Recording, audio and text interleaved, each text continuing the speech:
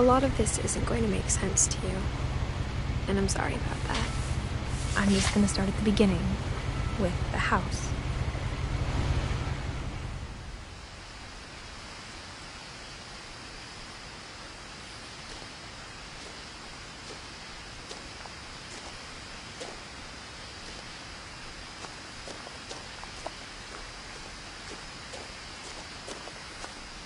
I lived here until I was 11, but I wasn't allowed inside half the rooms.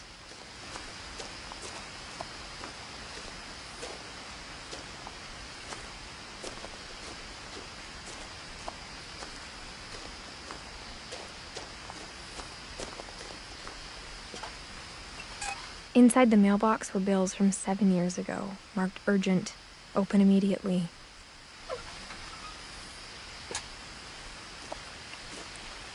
I hadn't been back since my brother Lewis's funeral.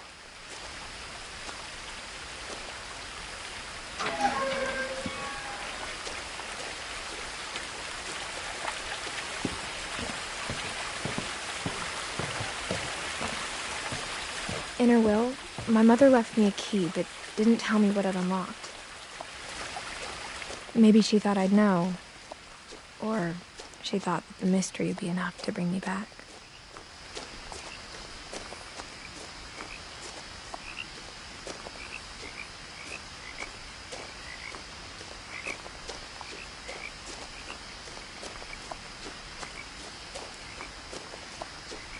No one had driven this way in a long time, but I saw a few hoof prints.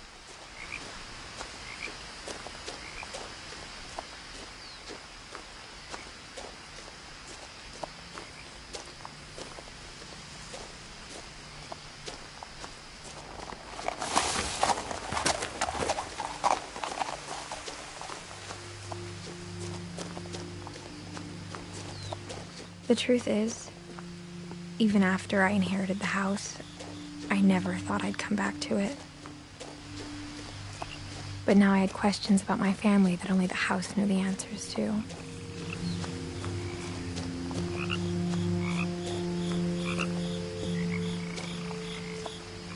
The house was exactly like I remembered it, the way I'd been dreaming about it.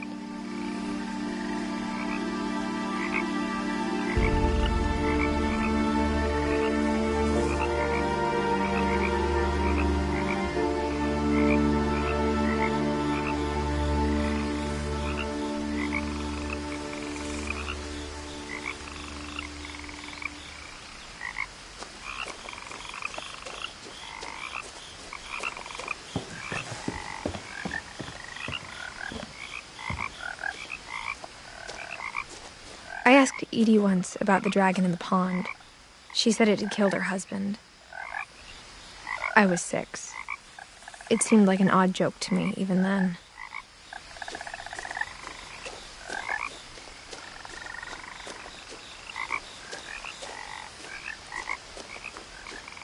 As a child, the house made me uncomfortable in a way I couldn't put into words.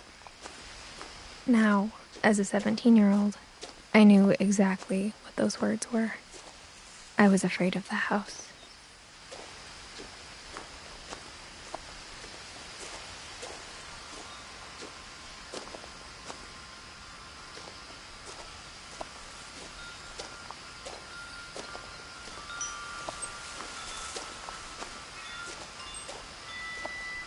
The house felt like it had always been here. Even the swing set was older than my mother.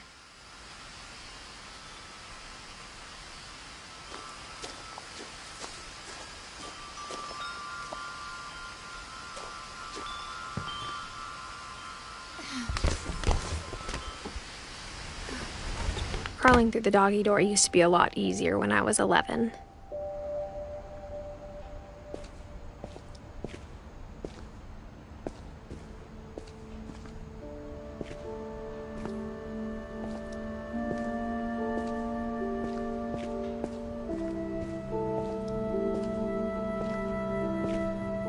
For the first time in years,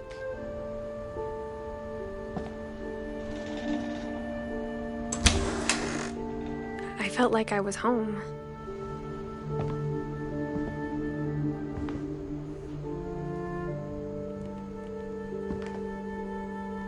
But instead of a family, there were just memories of one.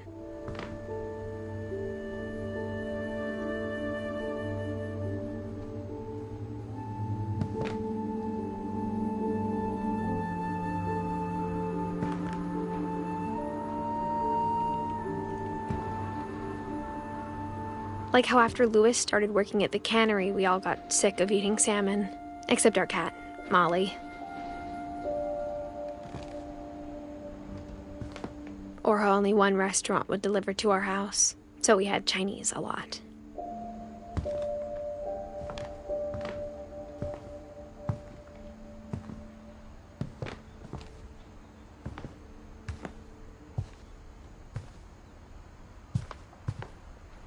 The table was still a wreck from the night we left.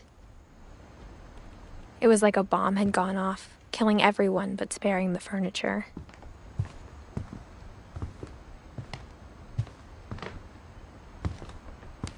My mom was the only one of us who could imagine Great-Grandma Edie living in a nursing home.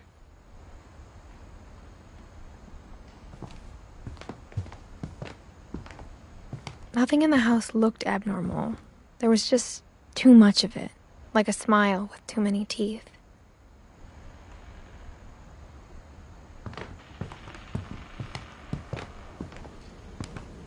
Even the fireplace had a story. Edie told me the bricks came from the original house, after it sank.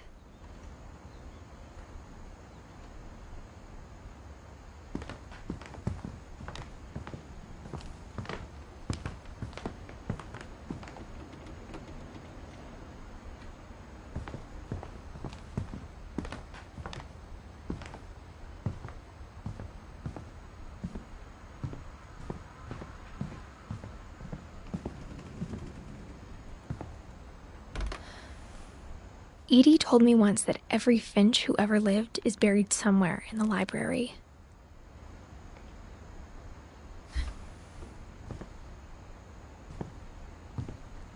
My mom wasn't much of an optimist, but she never stopped believing that my brother Milton was alive.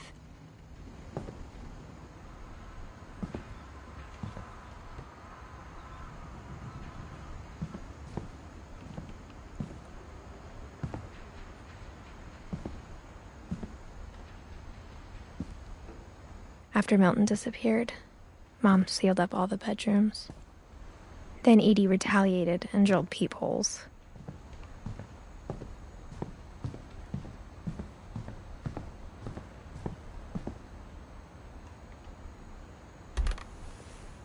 My Grandpa Sam spent 7 years sharing a room with his dead brother, Calvin.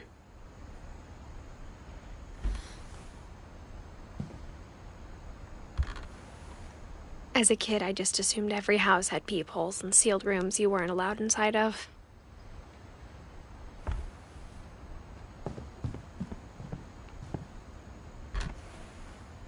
The last time I was in Edith Sr.'s room, I was 10 and she was painting my portrait.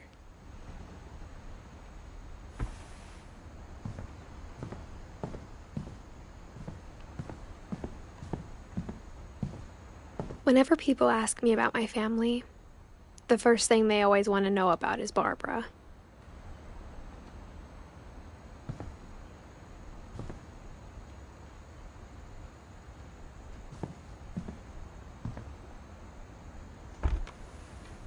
Barbara was a child star for 2 years, until America grew out of it.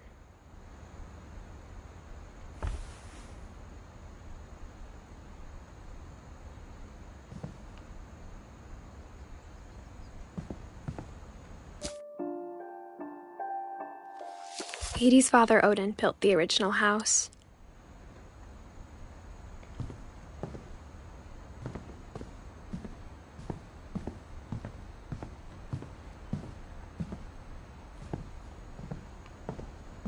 I spent a lot of time playing in Great Uncle Walter's room. I think my mom sometimes regretted not sealing it up.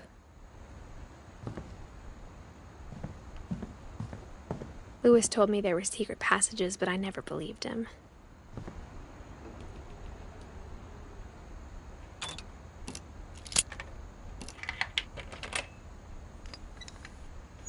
Turns out, My mom was really good at keeping secrets. Now it was my mom had been afraid of.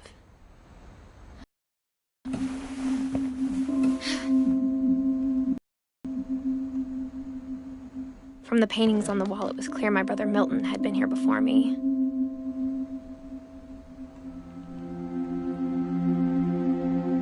Reading this, maybe it sounds like I had a plan. But I had no idea what was behind that door.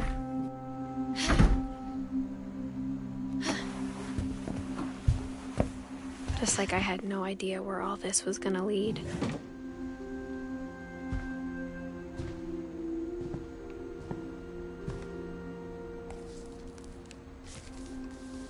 December 13th, 1947.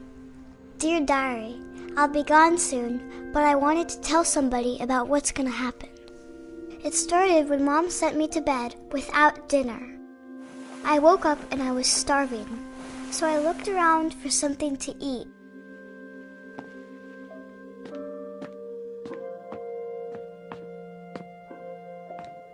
The gerbil food was dry, but I didn't mind it.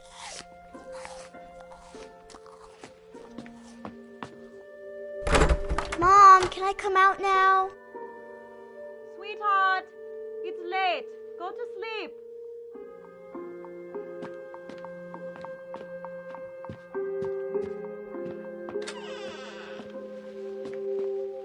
I kept eating and eating.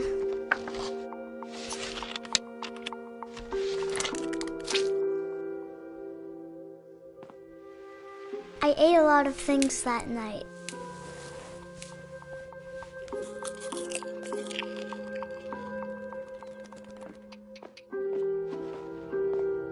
Then I heard chirping outside my window. It was a barn swallow going back to her nest. I reached out for her.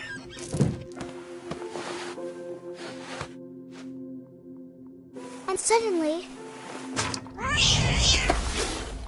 I was a cat.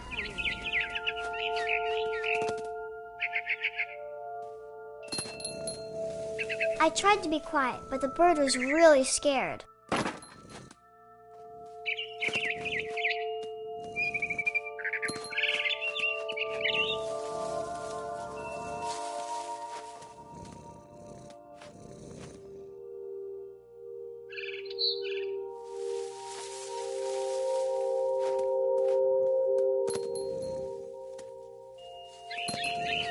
Mom and Dad didn't even look at me.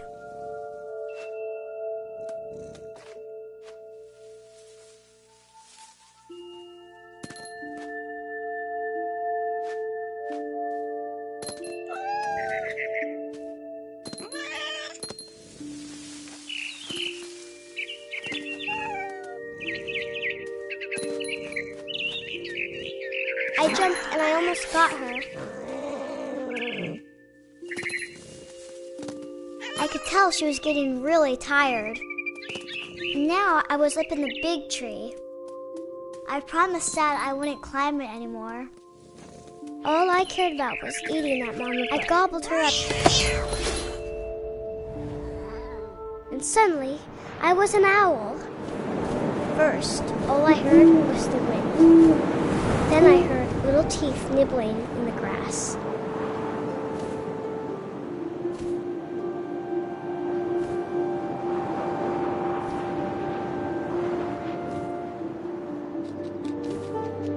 Rabbits.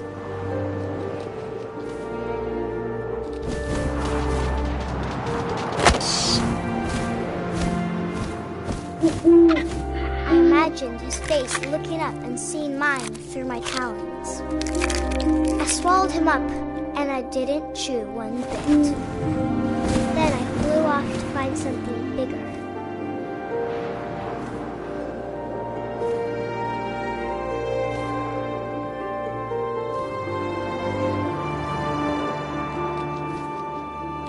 A mama rabbit.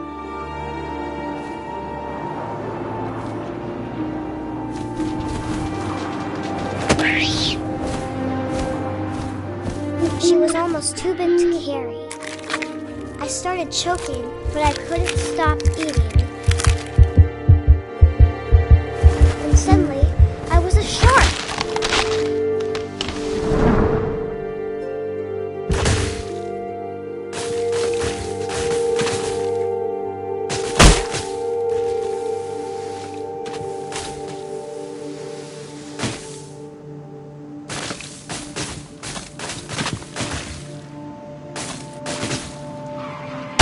I rolled off a cliff and into the ocean. Now, I was hungrier than ever.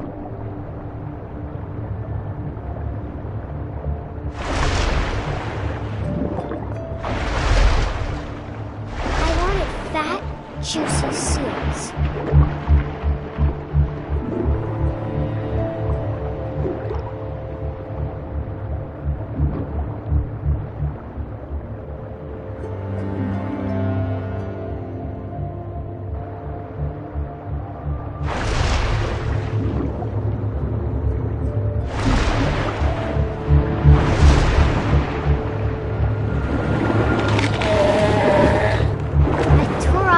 And it tasted really good.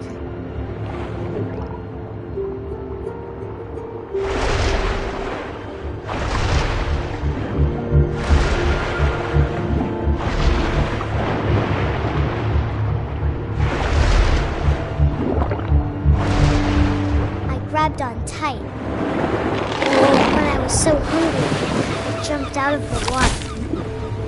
When I opened my eyes, everything had changed.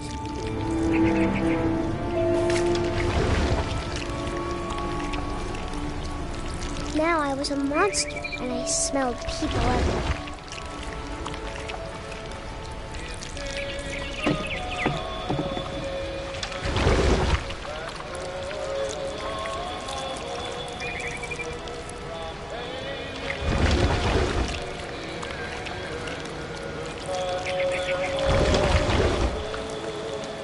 I was big, but I moved real quiet.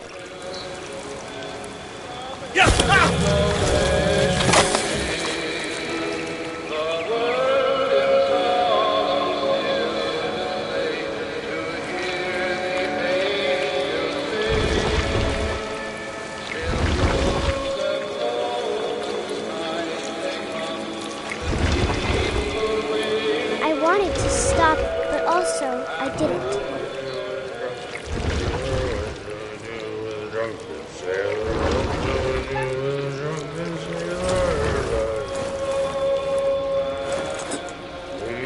Belly with a rusty razor, belly with a rusty razor, his belly with a rusty razor.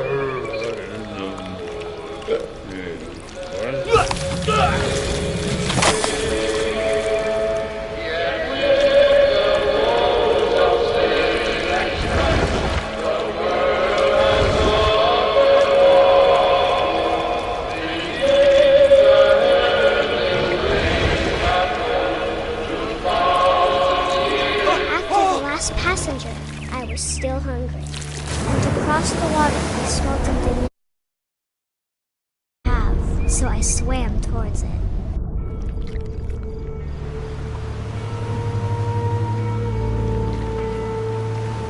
I slithered onto the sand, and the good smell went into an old pipe.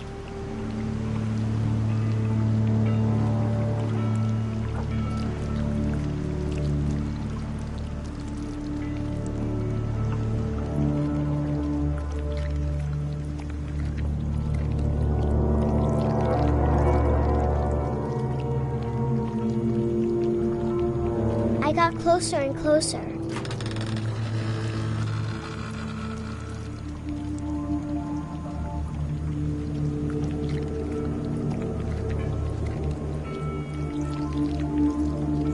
All of my stomach started growling. And suddenly, I was me again. I held my breath for a long time, but I couldn't hear anything. I think it's waiting for me to fall asleep. But it's not going to wait much longer. It needs to feed, and we both know I will be delicious.